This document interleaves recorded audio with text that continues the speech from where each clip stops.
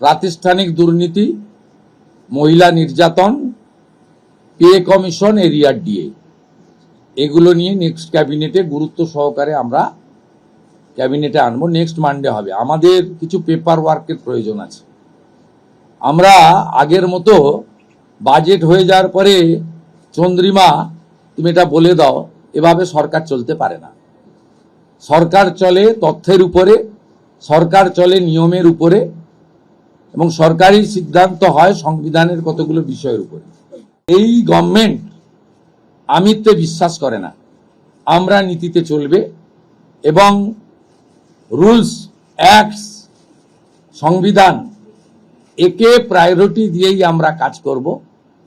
আমরা আশা করব এই সরকারের কোনো সিদ্ধান্ত নিয়ে, আপনারা তো বটেই, আমরা বেঁচে থাকা কিছু 2-4-5% যারা সমালোচক, সেই সমালোচকরাও কোনো সমালোচনা করতে পারবেন না।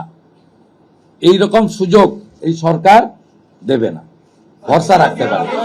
এই জন্যই মাননীয় প্রধানমন্ত্রী বলেছেন, বিজেপি পশ্চিমবঙ্গ বলেছে, ভয় আউট, ভরসা ইন।